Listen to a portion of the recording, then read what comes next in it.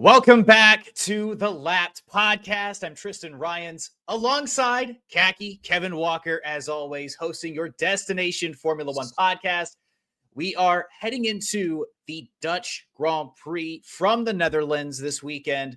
Our return from the F1 summer break. Did you have a fun summer break? Nice little load off, unoccupying Wednesdays for a bit there, Kev? Yeah, I would say that it was a fun summer break. Didn't have a whole lot going on, but I'm excited to get back. I mean, what a setup! And I mean, we're about to get into this. What a setup we've got for today's show. What a setup we've got for the rest of the year. I feel like as exciting as the beginning of the year was, oh my gosh! I mean, we're just ramping up to what is about to be a very exciting Formula One season. We got 10 races to go, but it's good to walk into this final leg of the season mentally recharged, refreshed. We've done 23 episodes just this year up to this point. So we've been pretty busy. Kevin's the guy who does all the shorts behind the scenes. I do all the YouTube uploads, thumbnails, etc. So we've been pretty busy. So a couple of weeks off, I think for both of us, admittedly, was a little bit needed. Got to do some traveling, all the good stuff. But we're walking back in, like I mentioned, with 10 races to go. 9-point margin at the top of the leaderboard, teams gearing up for 2026, and the anticipated return of a pair of Grand Prix winners heading into the next season. But before we get started, if you haven't already, please hit the subscribe button. It helps support the channel. Costs you absolutely nothing at all. We just crossed the 75 subscriber mark in recent history. So if you haven't yet, join the rest of the TLPs, join the community. We're on Instagram, we're on TikTok, we're right here on YouTube as well. Give us a like, share the videos, all the good stuff. And without further ado, let's hop right into this thing.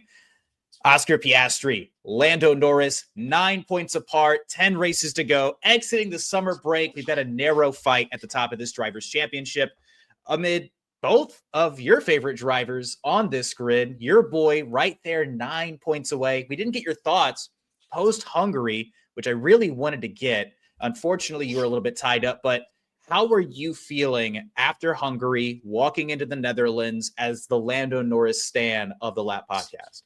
I definitely am the Lando Norris stan of the Lap Podcast. And no matter what the TLP say, whether if you're against me or if you're with me, I will continue to be a Lando stan.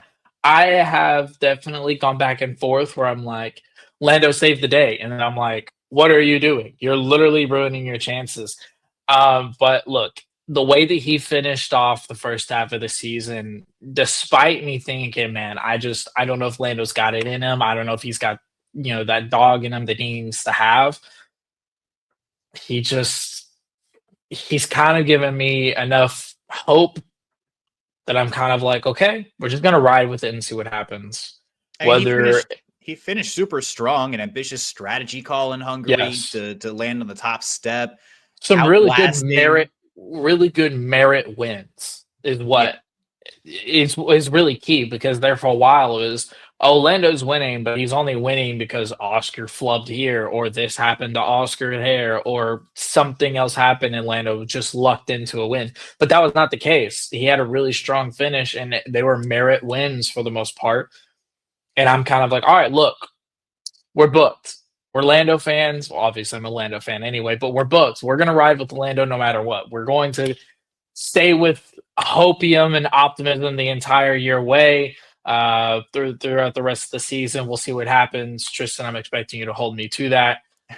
Whether if Lando DNFs or if he takes the top step of the podium, rather, I'm going to walk in here. I'm going to be a Lando fan. Doesn't mean I'm not an Oscar fan, but we all have our favorites. It's understandable. And Lando's your boy. That's fine.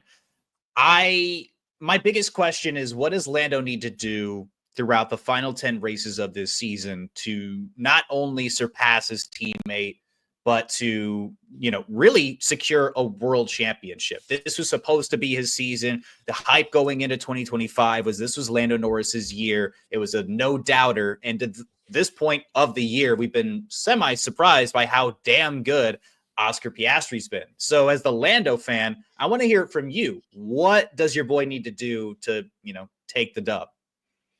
I would say he needs to just prove week in, week out that he is not only the faster driver, but I would say the more, dare I say, aggressive driver. Oscar Piastri is a very aggressive driver. One of the more aggressive drivers we've seen, since, I don't want to say since Max Verstappen, like he's, not racing anymore, but he kind of has a little bit of Max Verstappen-esque to him where he is willing to put it all on the line. Lando Norris, maybe not so much. I think that's something we need to see. A little bit more aggressive takes, maybe some more ambitious decisions to separate him from Oscar. And though they are in the same garage, maybe different strategy calls, maybe something to change it up where him and Oscar are not literally on an even playing field. Each of them is doing something different to try to get a one-up against the other. I think Lando needs to come through, and I would say early on into the second half of the season, he needs to dwindle that lead, and he needs to overtake Oscar and try to see if he can run away with this. I think that the overarching theme for me when it comes to Lando is consistency. I want to see Lando putting together multiple race weekends where he's taking the top step. Look, 5 race wins so far is pretty notable. Unfortunately, it's just not quite enough yet. And he's coming off a huge win in Hungary. I think that that's a huge confidence booster. I think I said just as much on episode 22 that if this moment could very well be the momentum shift, maybe not so much against Oscar because he had a hell of a drive himself. Maybe if that race goes 1 or 2 more laps, we see a change at the top, right? But Lando did everything he needed to do in Hungary. He made an ambitious strategy call. He didn't make any mental mistakes, mental errors, any flubs. But we have seen that at moments throughout this season, a little bit more so on his side of the garage than Oscar's. For him to really secure this championship, I just think he needs not only the qualifying pace, but the mental errors need to be minimized, right? There are certain things you can control, your mentality and your mental toughness when it comes to Lando Norris. And I hate to say, just your ability to lock in, but he needs that, right? He needs to. You can't afford mistakes with a championship this close.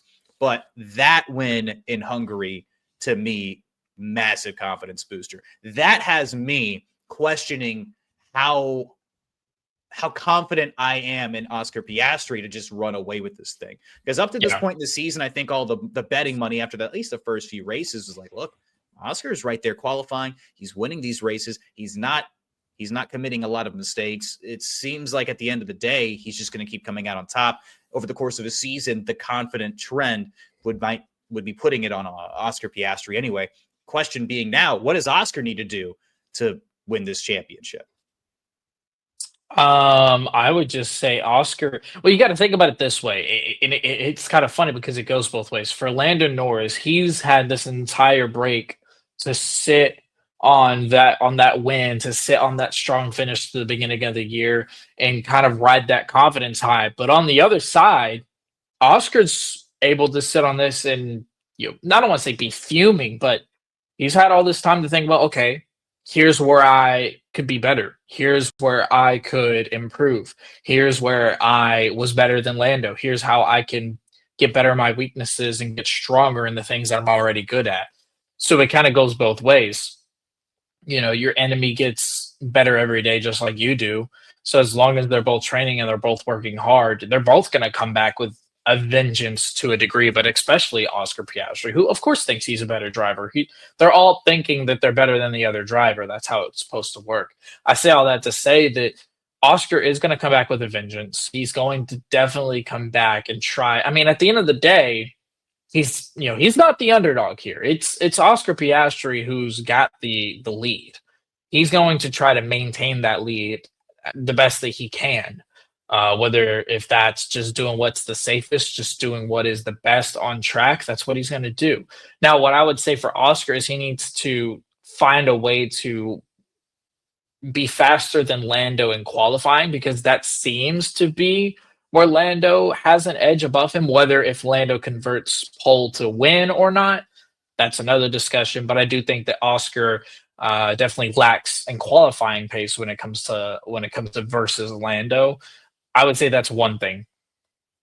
I think the qualifying margin's been a lot closer this season. Where it used to be like a 2 well, to we're 3 talking tenth about separation. Well, we're talking about a rocket ship of a car. We're talking about tenths. It's not like Lando's No, out I qualifying understand, Oscar but by a even on the large same margin. machinery last year, it was a lot more one-sided in Lando Norris's direction. That's changed completely this year, and I think that's what's been setting up Oscar for that level of success. When Norris is taking the top step, or at least the front of the field anyway, in qualifying, his inability to, hold on to that position, and Oscar's ability to basically, not commit a bunch of mistakes has really what's shifted the order. I think at the end of the day, I think over the course of the next 10 races, yes, prove it in a way that's, look, Lando obviously does have the catching up to do here. You have the 9-point lead. Now, 9 points isn't necessarily a load of points when it comes to F1, right? Especially at the top of the order, you get 20-point swings in certain directions. But keep the That's race. Not going to happen with these guys. But that's not going to happen with these are the guys who are going to be finishing on the podium. Top two almost every single weekend is probably the expectation, right? But the racecraft for Oscar, just keep it at the same level you've had it. If not, amp it up a little bit, because you just got to shut your opponents down, right? Mental toughness has been there so far. Just stay locked in. As far as what he's been doing on race days, just keep doing what you're doing. There are some things that just go away from you that are going to come towards you. It's kind of the nature of this business at times. It's kind of the nature of races at times. There's a little bit of a luck factor involved every single weekend, but your level of consistency, your level of qualifying pace, and the pure race pace of the McLaren overall is going to keep him in position. It's just make fewer mistakes. I think that's the thing for Oscar, is let Lando make the mistakes. Let George Russell, or let whoever your closest rival is at the time make the mistakes. Just race your own race. Don't overthink it, right? And maybe that's where Lando maybe struggles. As far as predictions for the rest of the season, we're going to obviously lock in our P10 predictions later in this episode, but we've got the Netherlands to start, and then we've got Monza, Baku, and the list goes on. I kind of wanted to walk through each race weekend, just getting a general impression of how we felt things might go the rest of the way. I've got mine down with the math associated with it, but I kind of want to see what you think here.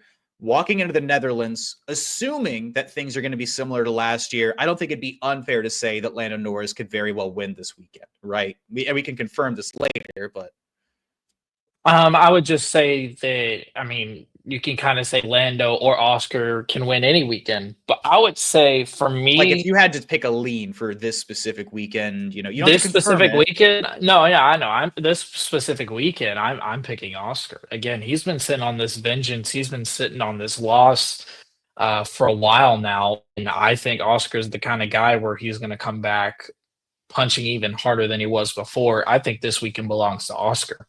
Interesting, because last year Lando Norris winning, the Dutch Grand Prix, Max Verstappen's home race by like 22 seconds, was one of the biggest margins of victory at the time.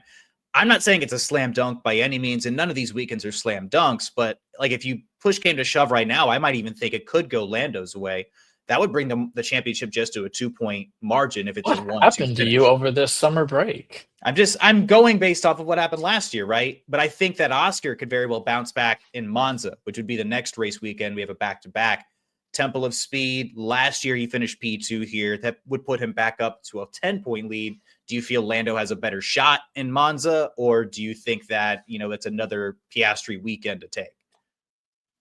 I would say that it would probably go whoever wins the first race, which in my opinion would be Oscar. I think Lando would grab the second race win. So you think I would say they're going to split basically these first. I would say they split these first 2 weeks. Whether if Lando wins week 1, Oscar wins week 2, I think that they'll split. Let me press you a little bit, because we got to keep this thing relatively on time. I know you got places to be. What about Baku? Gut feeling for me, it's going to be Oscar for that weekend. I would agree. I would say Oscar as well. Okay, so far 2 out of 3 for Oscar. Singapore, where Lando won last year by a 22-point margin, I'm inclined to say that he might do that again. I would agree with you as well. So we've got another split. Yeah, I'm sorry, I'm not making this interesting, but yeah, I would say that would be a Lando win. All right, Austin, we've got a sprint format race as well. I think the sprint could maybe go Lando's way, but extra fuel to the fire. I could see Piastri coming back race day in Austin. I would say, and maybe this isn't even part of the game. I would agree with you because Lando does seem to thrive in the sprint weekends. Lando sprint win, neither McLaren wins in Coda. Interesting, because within this, I think that they're not going to clear house the rest of the way. It's not going to be 10 out of 10 for McLaren. I think that somewhere it could. That would no, be they could, but I would say they get that'd be 9 out of 10. crazy. I would say 9 Right. out of 10 might be a safer bet because anything can happen one of these race weekends. As 8 far or as 9, whoever. but let's say like the standings here for me, I have Piastri still up by 16 points following that weekend. Mexico last year, things were a little bit stronger towards Lando, if I'm not mistaken. I think Lando could very well pull Mexico out. Yeah, I could see that. And then, look, I'll say this. If Lando's going to overtake Oscar at any point, he's going to win this Drivers' Championship, he needs to find a way to win. Like 3 in a row. I was going to say 2 in a row is not going to cut it. He's got to get streaky here, and he's got to find a way to do it. He's got to find a way to get streaky and win 3 in a row, and that's hard. See, because I think that what was your prediction for Mexico? Would you say Norris there? Maybe we're just gut. By the time we actually get to these races, our feelings could very well change. Yeah, I would say Lando at this point. Yeah. Brazil, though, this is where I think Oscar is going to bounce back, not just in the race, but I think this is also a sprint. I think he takes both. I think that this is, look, I'm putting my foot down. It's a 9-point gap again. I gotta hammer it. I mean, but I could also sit here and say Lando's like, no, damn it, this is my season. I'm gonna win sprint. I'm gonna take the. So I don't know. I would say maybe you give. Okay, so Lando wins Mexico. I would say Brazil goes Lando sprint, Oscar win. Okay. Oscar would still be leading the Drivers' Championship at that level. Yeah. Vegas, I think, is the one race within this stretch that I'm like, I don't feel as confident McLaren here. And I say that because, and this isn't me getting hopium up, because obviously things are going to develop and change between now and Vegas. We have a long way to go before then. But I think that one of them lands podium, but I don't think both of them do. I think that this is like a potential Mercedes situation because they won here by 22 seconds. Something about cooler temperatures just works for Mercedes. It's something they still don't fundamentally understand why. If George Russell's going to get another win this year, I think it happens in Vegas. He repeats back-to-back in Vegas. I could see maybe Kimi Antonelli exceeding expectations, but the car is disgusting at this level of cool. Maybe a 1-2 for Mercedes, but I think Norris maybe takes the P3. And then night race again, right? P4. What was that? Yeah, it's a night race. Yeah. I think this is just the one where like one of the day. I beg to differ. I think in an environment like Las Vegas, I think this is where Lando would thrive, honestly. I think this is where Lando would absolutely thrive. I would take Lando winning in Vegas, actually. Interesting. Okay. Cutter, Lando Norris, sprint format as well. I think Norris goes back-to-back here, similar to how Piastri took Brazil back-to-back. I think this is a Lando Norris weekend. This is where Lando last year relinquished the sprint win, because of Oscar giving him that in Brazil, right? To try to This is where Lando would have to win sprint and take the race win. This is where Lando would have to pedal to the metal. We got to start. It's nut crunching time. We got to start putting together some wins. We got to do it consecutively. And then final race of the season, Abu Dhabi. I think this is still a championship game. Final race. I still think that at the end of the day, it's going to be Oscar. I know Lando won here last year, but Oscar had an unfortunate incident turn one with Max Verstappen here last year. Didn't really get a chance to prove it. So for me, I think this could very well be Oscar's, get back. And then just he's walking into the weekend with a 6-point lead. As long as I finish in front of Lando, I got this thing. And I think he does. I would say Lando has to win. Or do we get a Senna situation where I'm leading this championship, and if neither of us finishes, turn one, hey, if you don't go for a gap that go for the gap that doesn't that exists, you're no longer a racing driver, right? Going into turn one. I would say I don't know about that. I would say something more to the effect of Lando has to win here because this would have to cap off the third straight. Man, what a feat that would be, though, to take But do you 3 in a think row with sprint. Oh, man, that's do tough. you think Lando could do it? It That's the would take question. it would take a hellacious effort, honestly, Yeah. a hellacious effort, but you gotta think about it also, you gotta think about it this way. I'm happy I led off with this segment. You gotta think about it this way, the chances that McLaren are gonna 1-2 every weekend are high, but is that really gonna be what's happening? I They're don't think high, McLaren's but gonna they're not a literally guarantee. 1-2. There's no I don't think guarantees. Yeah. I don't think McLaren's gonna 1-2 every single weekend. So Lando's gonna need in somewhere in one of these wins Like where an Oscar Oscar. DNF or something. Well, I mean, I don't know if I would bank on an Oscar DNF, but maybe be P5, P3, something like that, somewhere where he's not finishing second place. Lando needs a win probably, and two of those wins where that's a situation that actually gives him the ability to gain a lot of ground.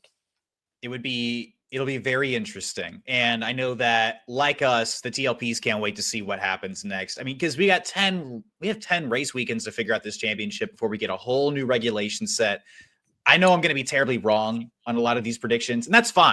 For sure. We're 10 races out. We got between yeah. now and November, brother. Like, we got a time to go. But I do think that Oscar's consistency is going to win at the end of the day, at the end of this season. Just the lack of mistakes, lack of jeopardy.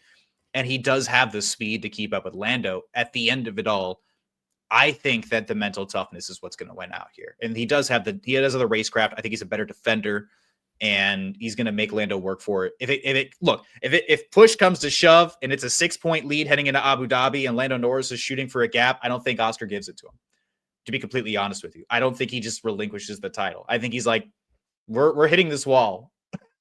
We're hitting this wall. Yeah. I mean, that's fair. He'll force him to make a move into a corner or something. I think that you have to be kind of an asshole to be a world champion in this sport. You just for sure.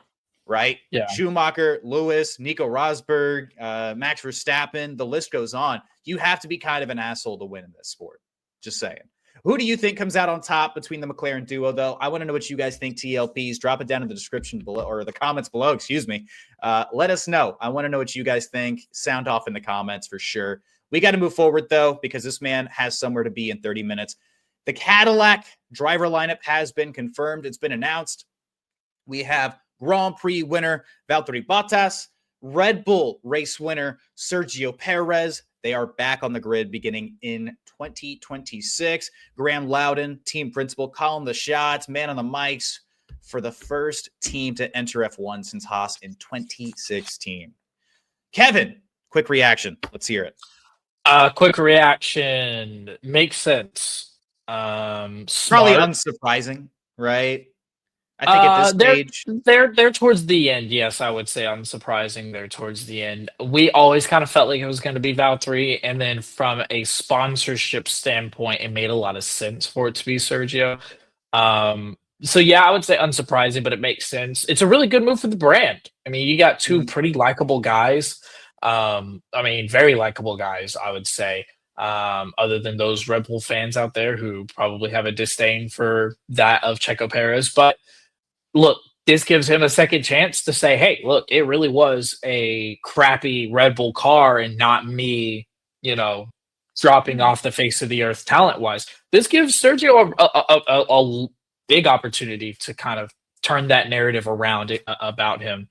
But it's a good move. It's a really good move for Cadillac. It sets them up very well for the future because it's not like two racers who's got like 1 or 2 more years left, right? I would say between the two of them, they probably have 3 to 4 years. So it sets them up to a point where they can look at younger talent down the line, but they don't have to make an immediate move, bring in someone who, probably it doesn't deserve or doesn't need to be moved up yet. Sets them up well for the future. Yeah, I think for the brand, I think for the team overall, having 2 experienced drivers, just in a nutshell, to give them a basis, to give them a floor. Hey, this is how Mercedes did things when I was there and we were winning championships. This is how Red Bull did things when I was there and we were winning championships. Having that experience and that know-how to say, look, this car sucks, or this is what's working for me, right? Let's go in this direction. Let's go in this direction. Having that veteran experience, I think these guys have combined over like almost 300 Grand Prix together, if I'm not mistaken. So there's Yeah. a load of experience from top level team down, right? The opportunity for Bottas and the opportunity for Checo to walk in and make history as this team's first ever driver pairing. I think that's very intriguing. Understandably, this is not going to be a team that's even fighting in the midfield. This is going to be a team the first 2, maybe even 3 years is going to be expected to be fighting from the back of the pack. This is not, they understand walking in that this is an ambitious project. There are not championship aspirations here, but you're getting into the ground floor. You are becoming the face of a team one way or the other. Both of these guys bringing a lot of really good press overall, right? I think Checo Perez is bringing a lot of positivity here. He had a very controversial dismissal from Red Bull. Him getting another shot at his F1 dreams. The overall community for F1, I think, is really supportive of this move. He's one of the most beloved drivers in F1 overall. Yeah, I mean, he's very much so up there. He's got the entire backing of Mexico behind him.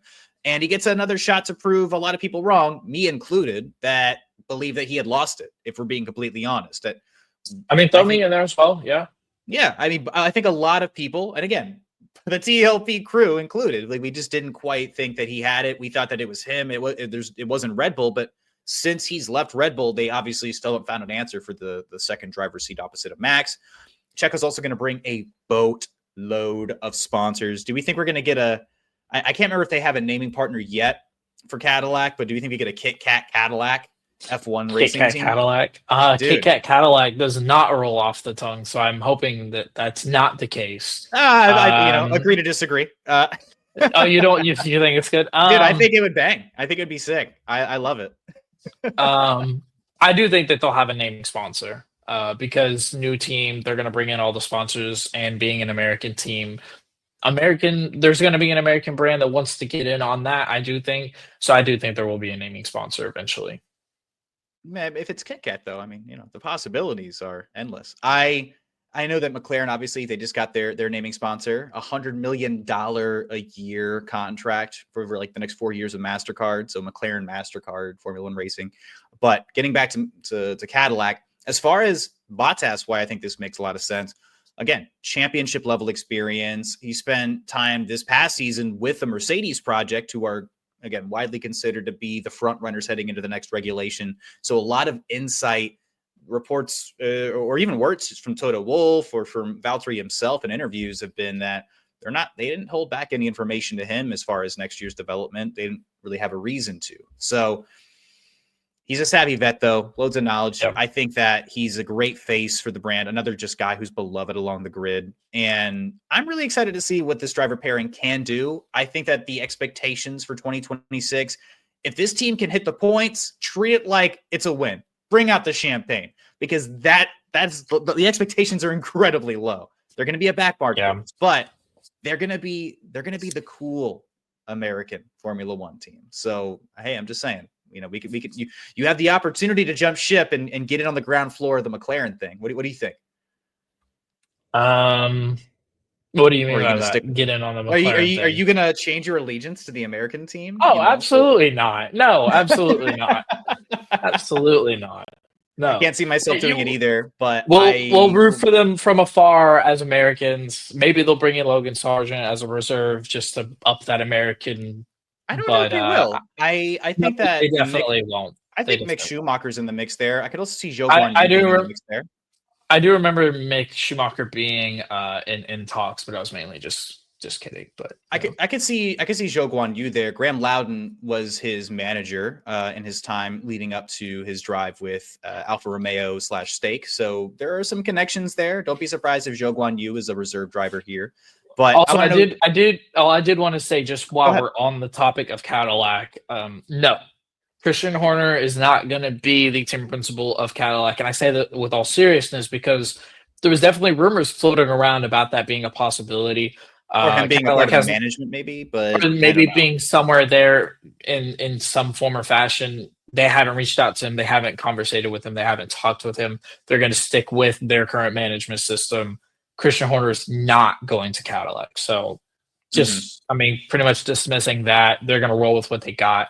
And I think that's the smart move going forward. And Loudon is not coming from nowhere. He's been kind of working behind the scenes for this project to happen over the last couple of years. He's been advising Cadillac. He, like I mentioned already, Zhou Guan Yu's manager. He's been involved in the sport for some time, going back to the Marussia like Virgin Racing days.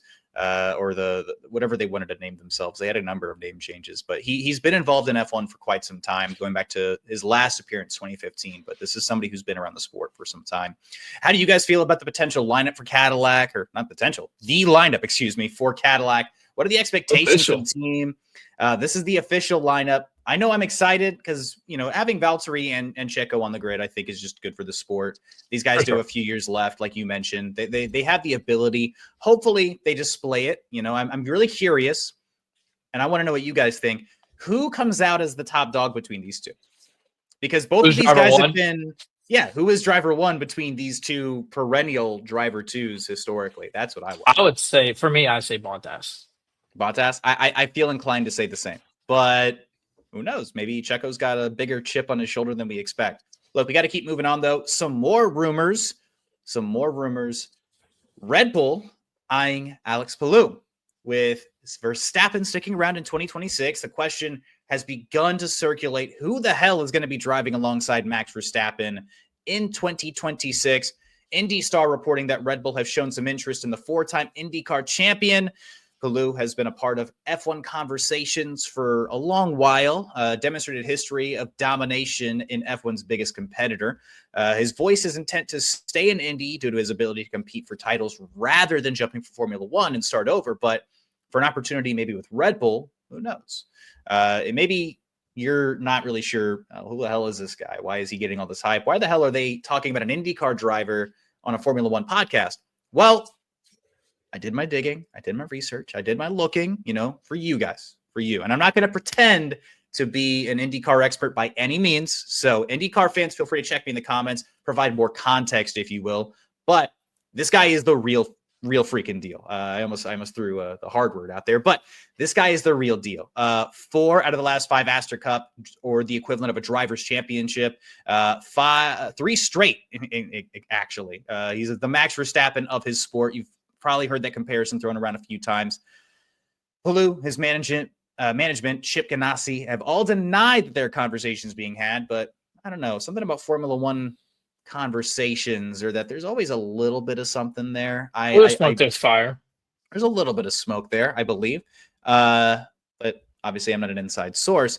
But this is also not the first time Red Bull have displayed interest in the Indy phenom. Palou has been a very lucrative exit clause in his deal. And if there were an F1 buyout, his deal ends in 2026 as it stands. My question is this real? Kevin, what do you think? Is this a real prospect? Do we believe that we might see Indy's reigning champion on the grid in 2026? I would venture to say, yeah, why not? You need a driver. You think it's going to happen?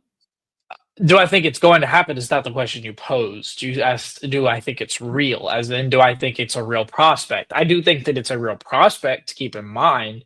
Do I think it will happen? Probably not, because when you're Red Bull, you're probably just going to stick with somebody who actually has Formula One experience. But definitely a candidate, definitely somebody to keep an eye on.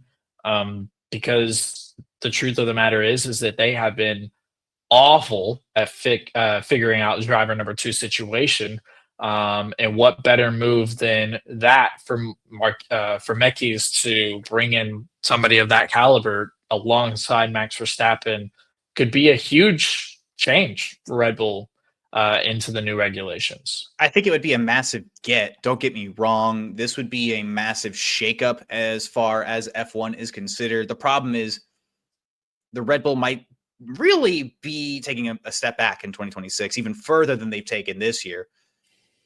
Overall, I think this could be the brand that would make him do it. However, I think that this is more likely one of those conversations when it comes to just business. I think Palou's team could be using Red Bull's interest to get some form of maybe a lucrative extension with the team he's dominated at. But it would not be the first time Palou has tried to exit Chip Ganassi Racing after a very famous push to try to get to McLaren Racing. That went back and forth. They're still involved in the courts, if I'm not mistaken.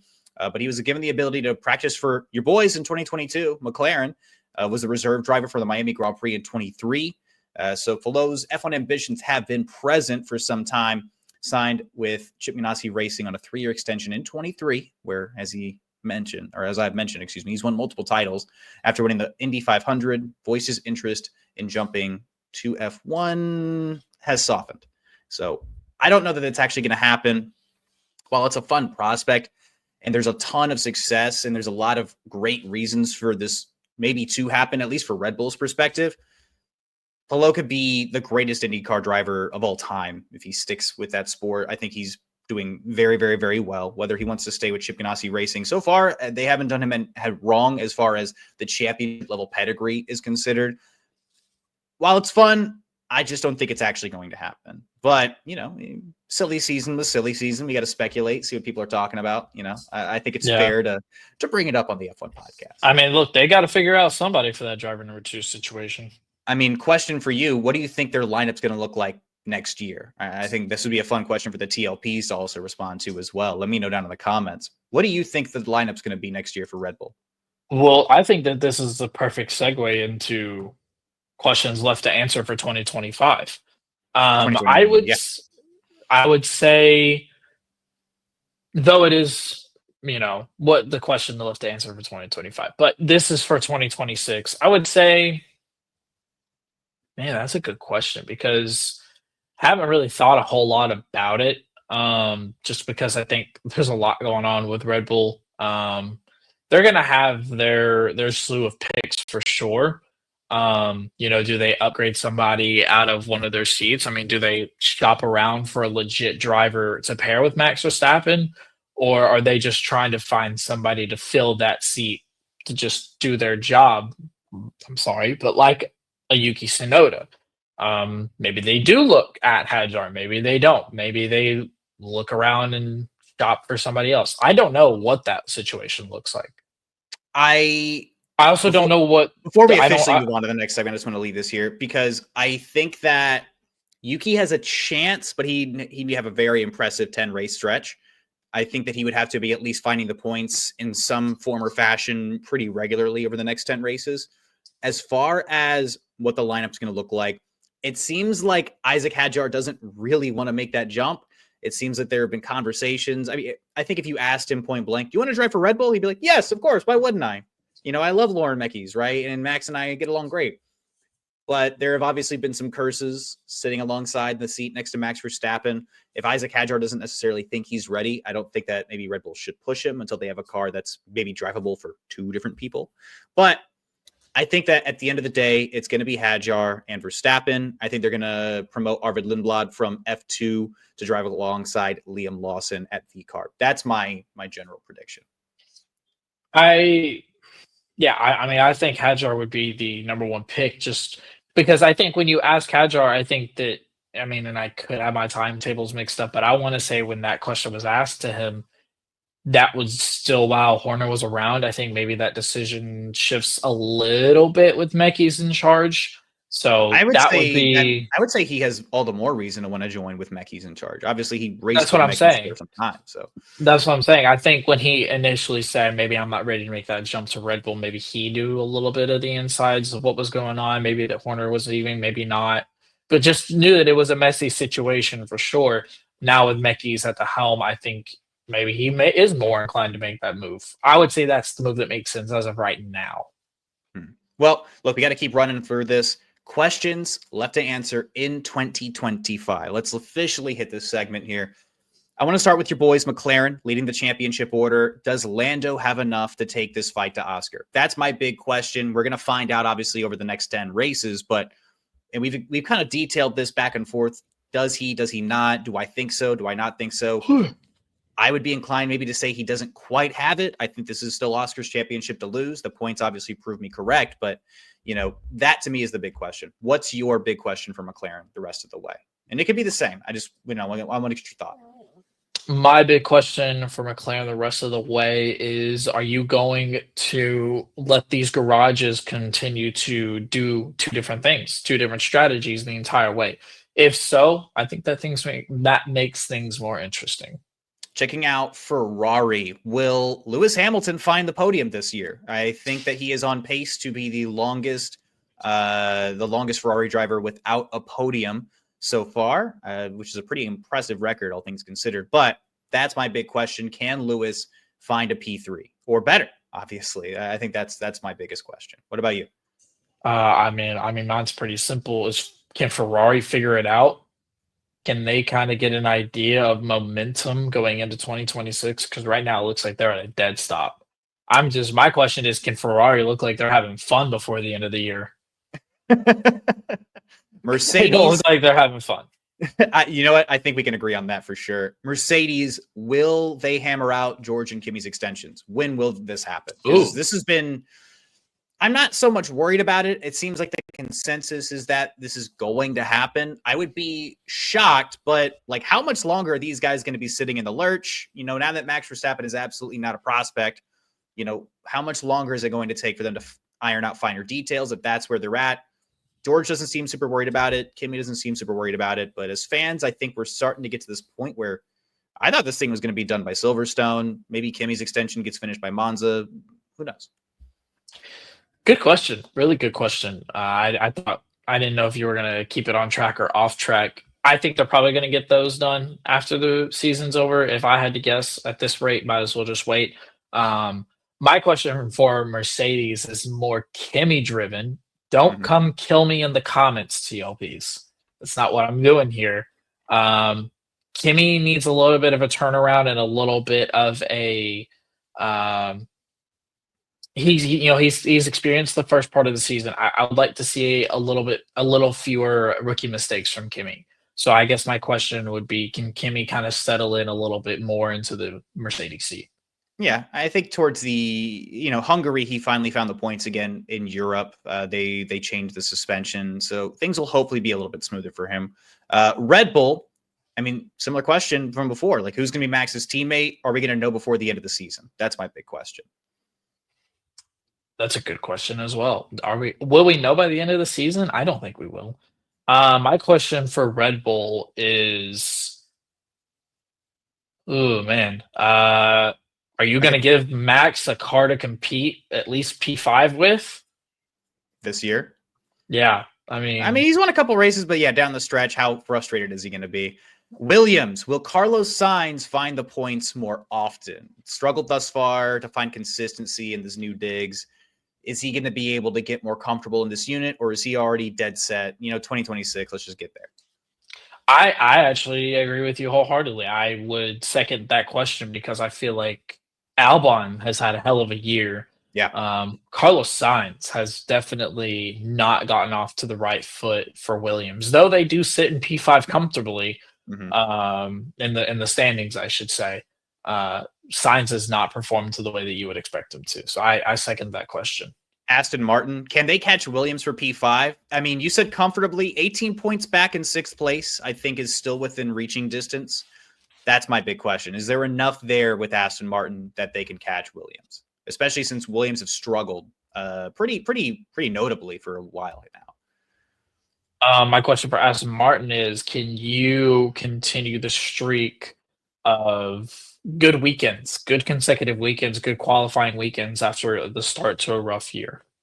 Stake, can they hold on to P7? Maybe kind of a boring question in comparison, but Bortoletto's looked a lot more comfortable of late. Hulk's massive podium was a huge boost, but this is a team that's hovering around the points. Are they going to be able to, fend off their competition? My question's simple for Kick. I would just say, what all can we see from Bortoletto? Sure. How much more improvement can we get from him?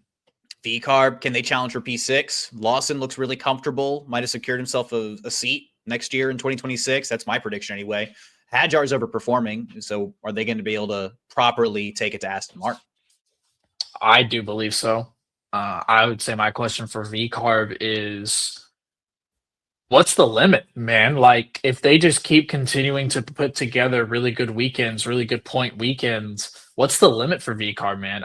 Is it maybe they could attack for P5, P6. I would say, what's the limit for V carb? Interesting. Haas, can Ollie Behrman get back into the points? He's been really close a lot. I talked about this at length during my my top 5 rookies video. And honestly, I think he just needs to grab those P10s. He's been really close a lot. Arguably the most consistent rookie driver. Hadjar's been good, but the level of consistency Ollie's driving with has been really notable as well. Underrated driver this season. Is Haas going to be able to give Ollie Behrman a car to which he can improve and get better in? Because Ollie's been really good this year. He's shown a lot of progress, a lot of performance. I just question how much that Haas car is letting him be able to show. Got you. And finally, with Alpine, can Franco Colapinto? Oh, I can already hear them. I can hear them in the comments sections right now. Can Franco Colapinto prove he deserves a seat in 2026?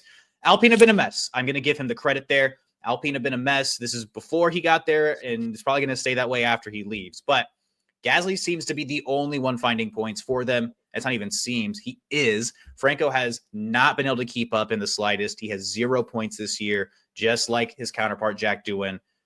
Can Franco find the points or at least get close? Man, what's next? Doohan didn't work. Colapinto didn't work. What's next? Who's going to be alongside Gasly for 26 and beyond? What the hell's going on in Alpine? That's my question. Great question. And you know what? Let's just hit this here. P10 predictions for the Dutch Grand Prix. I want to know what you think. Do you have your picks? Since I know you got to get out of here. Of course I don't have my picks. Of course I don't have my picks. What are we doing here? It's a lap podcast. All off the top of the dome. All off top of the dome.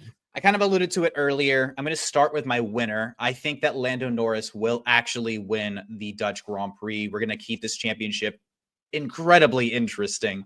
I think that Lando Norris wins. I don't know how close it's going to be. I am prepared to be wrong with this, just like I am every weekend. But I think this could very well be Lando Norris's weekend. Give me Oscar Piastri for the win. I think, like I said earlier, I think sitting on the vengeance, I think he's going to storm back and win week 1. All right. What about P10? Who you got? Man, P10. I'm going to go. I'm scared to take a Williams. I am very scared to take a Williams. Dude, they've been doing you dirty. They really have. They really have been doing me dirty. They either do better than P10 or they're under P10. They hardly ever hit P10. Give me Fernando Alonso P10. Alonso. I like it. I like the pick. And your DNF? I've already got mine. Well, give me your P10. All right. I'm sorry. I forgot. My P10, give me Isaac Hadjar. I think he's been hovering around the points. It feels like he might even go further than that, but I feel pretty comfortable to say that he's going to get a P10. I do think, however, Liam Lawson is going to place higher than him this week. I do think that. Okay. He kicked a lot of ass last year when he got the drive in the Netherlands during absolutely ridiculous conditions, or at least if it was last year or the year before. But like he absolutely kicked ass here. I think it's going to continue. Go ahead and give your DNF because snake order. I'm gonna stand by the old, the tried and true. Give me Franco Colapinto. This dude crashed during a tire test post-Hungarian Grand Prix. I think he's going to find the barrier at some point this weekend, hopefully during the feature race. Well, we're not hoping for any crash. No, Justin. But for my points, if he's going to do it during the race. Oh, I was going to go Franco, but no, I cannot do that. You're allowed to do whatever you want, Kevin. But I gotta offset your points. Yeah, you got to climb back, buddy. Yeah, I'm struggling. I'll have to add this to the stage here. Take a. Here, I got you. You got it. You do it. Go for it. Yeah, that's our point standings as it sits right now. So he's got some crawling back to do. 57-point gap. Who do you got? DNF. No DNF. None. No DNF. No DNF. I will say that weather this weekend, because we're not going to do an official track talk. Weather this weekend, though, I did look it up. We're going to see cooler temps. It's going to be about 64, 65 degrees pretty much all weekend. Light rain, light to moderate rain with like a moderate breeze. So we're going to see light rain. It's going to be drizzly. It's going to be gross all weekend. I think that's going to be a factor. I don't see us getting out of the race unscathed. That's just my personal opinion. You sure you want to lock it in for none? Locking it in for none. All right. Well, that's going to do it for this episode of the Lapped Podcast. We want to thank you guys so much for watching or listening all the way until the end. If you haven't joined the rest of the TLPs, you know what I'm going to say. Hit the subscribe button here on YouTube. Give us a follow on Instagram, TikTok. You know where to find all of your Formula One content. It's right here on the Lap Podcast. And subscribing, liking, commenting puts us in front of more F1 fans like yourself. So help us grow this community. I know YouTube's also adding this hype feature in the coming months, maybe, sort of. So if you see that pop up on the video, hype us up. We're under 500,000 subs, so we are very eligible for the hype. Until next time, be safe, be well. That's Khaki Kevin Walker. I'm Tristan Rines. Let's go racing.